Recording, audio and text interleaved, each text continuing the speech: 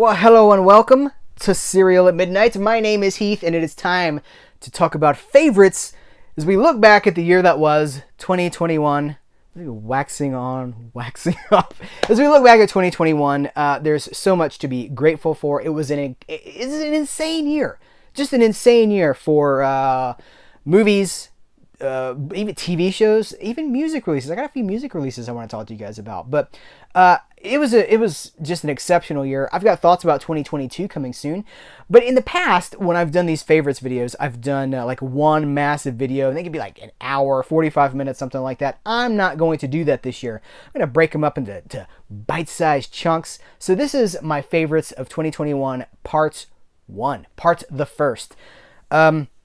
Smaller, more bite-sized. How many parts will there be? I'm not even sure yet. Definitely 2, 3, 4, 12. No, there won't be 12. I'm going to kick this off with what I think is my very favorite release of 2021. Cold War Creatures. The Arrow Video 4 films from Sam Katzman. The legendary, infamous, notorious exploitation producer, filmmaker, Sam Katzman. We've talked about all this stuff before. I don't think anything, there's a few new things here that we haven't talked about, but most of this stuff has at least video coverage. This has a video review. It also has a text review, like a written review with tons of information in there. It feels like it was made just for me. Most of the stuff we're going to talk about feels like it was made just for me. And it's been a treat finding others who enjoyed as much as I do. But basically, 50s sci-fi monster movies that have never looked so good, have never had so many supplemental materials, commentaries, behind the scenes features, documentaries. The text materials for this alone, we've got a booklet of essays about the movies, putting them in their proper 50s Cold War paranoia context. There's a whole other book of just like photos and press materials. So essays, photos, like a visual sort of a thing. This is the limited edition. It is incredible. My favorite release of the year, hands down. But so much other good stuff. From Imprint, we got Essential Film. I got Film Noir. It's the Essential Film Noir Collection 2. I love film noir. A lot of stuff we're going to talk about here is pretty retro, like 40s, 50s, 60s, that sort of stuff. This is a great box set. It's the sequel to Volume 1, which is right there. Video coverage for all of this. But 4 movies, C. Courtney Joyner gets to do a piece on Don Siegel here. Just great stuff, and the presentation of this stuff is just through the roof with the special features and the added value material, I guess they call it. You know what? I'm going to switch it up. Let's talk about a book really quick. I want to talk about Once Upon a Time in Hollywood. Now, I reviewed this on the channel, and it was like, I think my takeaway was kind of like, it's fine, but it's weird. It is ultimately very self-indulgent, but as I have finished this, I keep thinking about it, and there's like a new volume coming out, or if it's not out already, a hardcover version. But I love 1960s culture. 1969 was such a banner year for pop culture. Of course, Once Upon a Time in Hollywood takes place in Hollywood in 1969, and it's really Quentin Tarantino doing the thing that I think he's best at, which is being a pop culture historian. I think his strengths are in, he'll take lengthy diatribes about, like Ralph Meeker and the films of blah, blah, blah. He's got this whole fictionalized biography for Leonardo DiCaprio's character from this movie. Takes him all the way up through like the 80s and stuff. Not necessarily in this movie, but he just like, this is his wheelhouse, and he can do things in a book that he can't do in a movie. And the further I get away from having finished this, the more I appreciate it. So if you haven't checked it out, I do recommend it. From Kino Lorber, Kolchak, The Night Stalker. I have loved Kolchak for a long time. Had the DVD double feature from MGM. I think they put the 2 movies on one. I think it was one disc. I had the series on DVD. So now we have both of the movies on Blu-ray from Kino Lorber, and this complete series package is, I love it so much. So the movies are not included here. This is just the series, but the extras, the commentaries, so much stuff about Kolchak, so much information about Kolchak. Like, 2021 was the year of the deep cut that I didn't expect. We're talking about the Sam Katzman movies. We're talking about film noir. There are so many film noir. Like, stay tuned in part 2 and 3 and whatever. Like I can't believe this stuff came out on disc. So Kolchak on Blu-ray. Never if you'd given me 100 releases and you're like, is there a 1 in 100% odd? You know, like, what are the chances? 1 in 100 that Kolchak will come to Blu-ray? I'd be like, no, it's too niche. Not enough people know about it. But it came out and it's great. It looks great. You know, these Universal shows always look great. Speaking of Universal shows, that's a good segue for me to talk about another one of my favorites, and it's a TV show. It's The Incredible Hulk, the complete series. I have had a blast going through this set. I'm still on season 1, to be honest with you. I'm wrapping up season 1, but just enjoying it on my own terms. You know, like one at night. Sometimes I'll do a Kolchak and a Hulk back to back. You know, like say 70s double feature. You know, 2 hours of 70s TV. It is just so much fun for me. I would probably take this over some of the Marvel movies, to be perfectly honest with you, because the humanity, they're cheesy. There's episodes that are cheesy. And some of the monster conceits are, you know, like they're writing a show where a monster has to appear twice an episode. There's an episode that takes place on a 747. It's like, well, that's really goofy. Some of the stuff's really goofy, but that's why I love it. 70s TV. We love it because it's goofy. We love it because it didn't take itself so seriously. But Bill Bixby is amazing. I love this. This is another one. I was like, if you would have told me we were going to get the Incredible Hulk this year, I'd been like, I don't know. I don't think so. From Time Life, a great year for Time Life. And I've got more to cover coming up. But I wanted to talk about this. My video review for this did not seem to resonate with a lot of people, and I'm stunned because this is an amazing box set. This is the soul of the Midnight Special. Then the Midnight Special is that 70s TV series. The live music, you know, came on once a week. I think it came on after Saturday Night Live, right? Live music performed in the studio there. Wolfman Jack on the, you know, emceeing most of the time. The performances here, I mean, it's just like, I'm going to hold this up for you guys because you may be seeing this for the first time.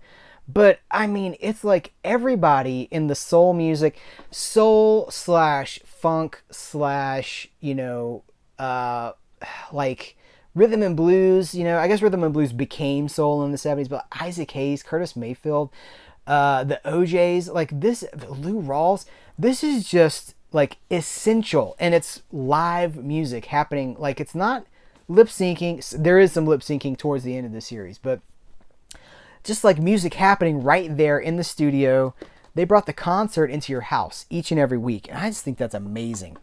The Silver Screams Cinema. This is another one of those Imprint box sets that I absolutely love. Basically, Poverty Row horror movies from the 40s and the 50s. We covered every movie here. I didn't do this for all of them. Why am I doing it for this one? But we covered every movie here in video reviews, and I just love this stuff. This is the stuff that this is like where the heart of the channel is. It kind of started in obscurity stuff, like really celebrating. You know, my goal with Cereal at Midnight was to champion the stuff that not everybody was talking about.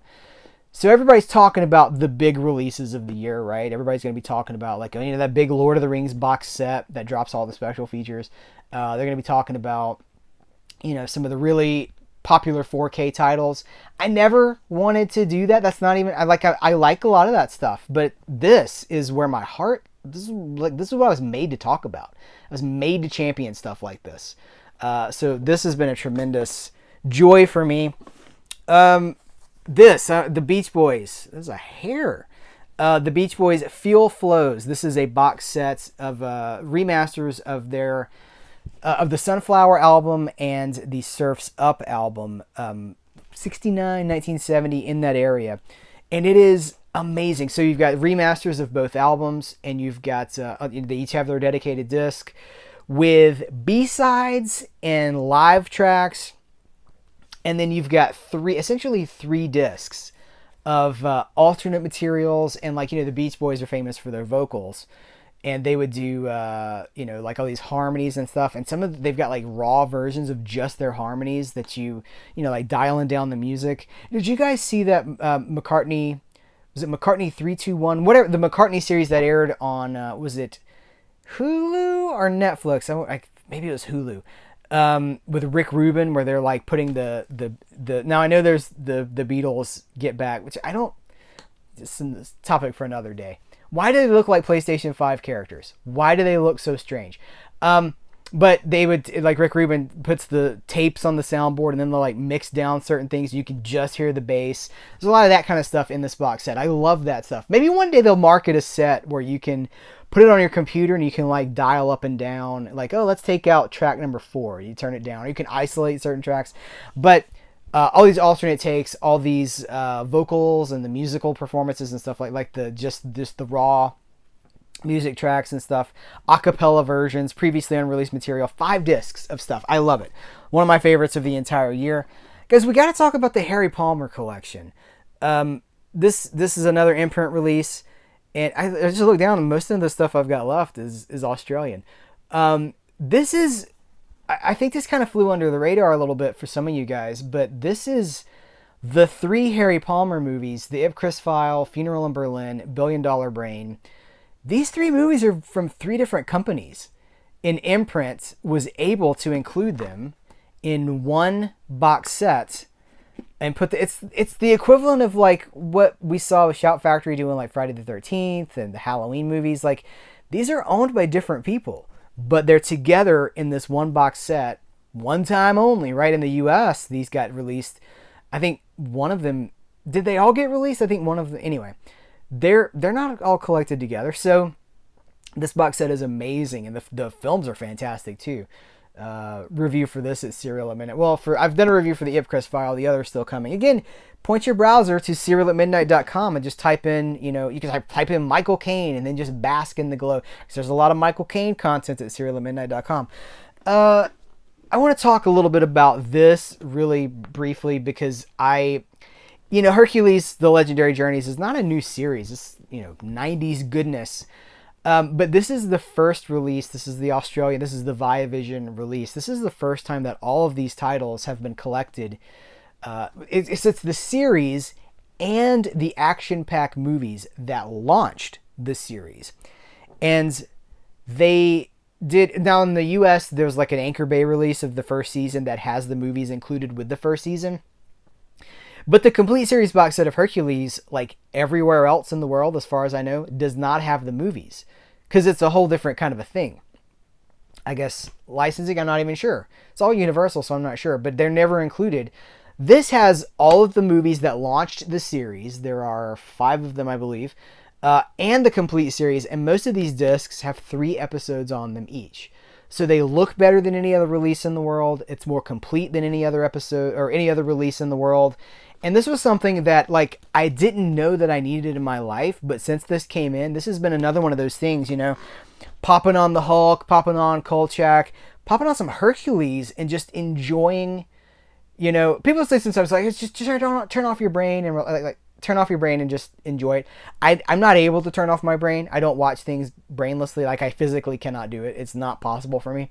But this is as close as I can get to it because it's for me, it's nostalgia. All these shows that I was talking about, they're nostalgia for me. But it's a passive kind of entertainment, right? It's not asking too much of me. So it's been such a blast to reconnect with that show, starting with the movies. Last one we're going to talk about here for this video, and then we'll pick it up in our part 2. But Space 1999, the complete series. Again, this is the most loaded, most complete packaging, most complete edition of this anywhere in the entire world. Shout Factory put it out in the US. Network, I believe, put it out in the UK. I've got that release. This has all the episodes plus all the special features. This pulls in special features from the old A&E DVDs. It's got it's got the stuff that was on Shout Factory. It's got the stuff from the network set. Doesn't have a ton of extras. This has like everything. I don't know if it has every release or every special feature ever released for Space 1999, but it has like many hours worth of stuff, including the omnibus movie versions of certain episodes. And now those are sourced from standard definition because I guess the HD elements don't exist for those. But it is an incredible set. And this is another one that I'm kind of slowly, because you can kind of overdo it on Space 1999 because they're very deep, they're very quiet. You know, there'll be long stretches where there's no dialogue at all. It's very cerebral, right? But I love that about it. So it's one of those that I've just been exploring, slowly revisiting and doing the special features and stuff. It's great. So on the note of this, we'll kind of leave this one here. Do I have anything else? No, that's a good place to leave this video. But it's just been such a crazy cool year for the stuff that I don't think most of us would ever have expected. And I'm sure that's going to be highlighted even more in part 2. We'll talk about some 4Ks. We'll talk about some really interesting, deep catalog titles coming up. But for part 1, this is a good place to wrap it up. Guys, thank you so much. This is a great place for you to tell me in the comments of this video what some of your favorites of 2021 are. And we'll see if we're on the same page. Guys, thank you so much. We'll talk to you very soon. Until next time, here's where to go and what to do.